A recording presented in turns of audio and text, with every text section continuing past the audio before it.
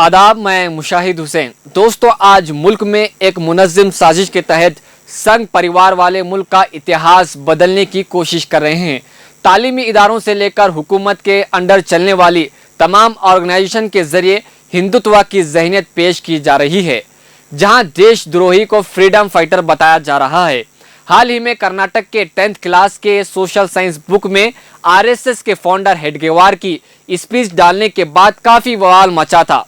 अब minister of culture के तहत चलने वाली गांधी स्मृति और दर्शन स्मृति के जेर एहतमाम शाया होने वाली मंथली मैगजीन आत्मजान के कवरेज पेज पर हिंदुत्व के अजीम लीडर सावरकर की फोटो डाली गई है। इस मैगजीन के जरिए से ये बताया गया कि सावरकर और गांधी जी एक बराबर के फ्रीडम स्ट्रगल में साथ साथ शरीक थे, क्योंकि हिंदुत्व तंजीमें सावरकर को एक अजीम मुजाहिद आज़ादी के तौर पर बताते आती है, क्योंकि इनके एजेंडा यानी हिंदू राष्ट्र के ऊपर सावरकर ने काम किया था। इसने हिंदू महासभा और आरएसएस जैसी हिंदुत्व संगठन को मजबूत करने में अपना रोल निभाया था, लेकिन हिंदुत्व तंजीमें सावरकर की सच्चाई को लोगों के सामने नहीं रखती। आपको बताऊं कि ये वही सावरकर है जिसने जेल से ईस्ट इंडिया कंपनी यानी अंग्रेजों से माफी नामे लिखे थे।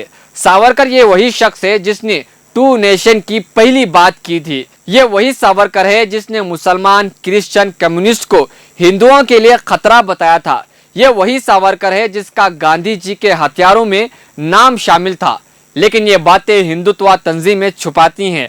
अब हुकूमत के जरिए निकाले जाने वाली मैगजीन में गांधी से ज्यादा सावरकर के ऊपर आर्टिकल लिखने पर कांग्रेस ने भी सख्त एतराज किया है।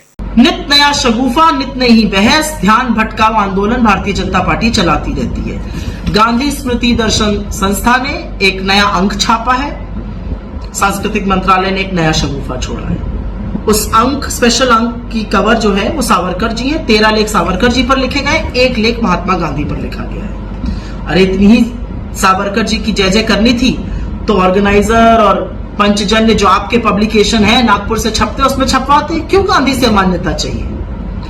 लेकिन गांधी को सांस्कृतिक मंत्रालय का यह कहना कि उनका कंट्रीब्यूशन और सावरकर का कंट्रीब्यूशन फ्रीडम स्ट्रगल में एक बराबर है, यह बात गले के नीचे नहीं उतरेगी और इसके खिलाफ बोला जाएगा। सावरकर जी कौन थे?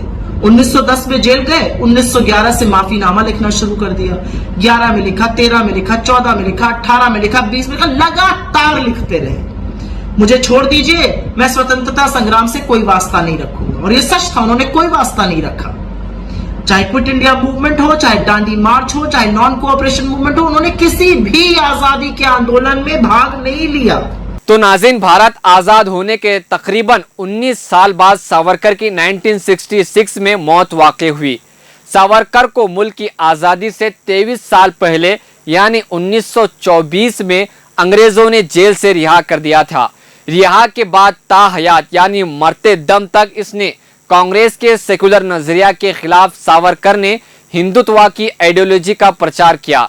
इस मैगजीन में साबिक वज़ीर आज़म अटल बिहारी वाजपेयी का एक मजमून भी शाया किया है, जो इन्होंने सावरकर एक अग्निवीर के नाम से लिखा था। इसके अलावा मैगजीन में हिंदुत्व की ज़हनियत पेश की गई है। इस मैगजीन पर महात्मा गांधी के पड़पोते तुषार गांधी ने कहा कि आज इतिहास यानी तारीख को तब्दील करने की कोशिश की जा रही है, और इन्होंने ये भी कहा कि इस मैगजीन के जरिए ये भी बताया जाए कि सावरकर को महात्मा गांधी के कत्ल में साजिश के तौर पर क्यों पेश किया जाता है, और आखिर इन्होंने अंग्रेजों से क्यों माफीनामे लिखे थे। तो नाज़रीन, आज हिंदुत्व की तमाम तंजीमें अपने हिंदुत्व के लीडरों को देश का फ्रीडम फाइटर बताने की भरपूर कोशिश कर रही है। ये बड़े ही अफसोस की बात है, क्योंकि इन हिंदुत्व आतंकवादियों की वजह से आज मुल्क तबाही व बर्बादी के कगार पर है। तो ऐसे में हिंदुत्व लीडरों को एक्सपोज करने की जरूरत है, क्योंकि आए दिन हम देख रहे हैं कि टेक्स्ट बुक्स हो या तारीखी इतिहास बुक हो, इसमें तब्दीली लाकर अपने लीडरों को फ्रीडम फाइटर बताया जा रहा है। ऐसे में आज वक्त की और वक्त का तकाजा है कि ऐसे लोगों को, इन हिंदुत्व कट्टर पसंदों को पहचाने और सही मैसेज और सही इतिहास लोगों तक पहुंचाए। मजीद खबरों और तफसीरों के लिए देखते रहे मिल्ली डाइजेस्ट। शुक्रिया।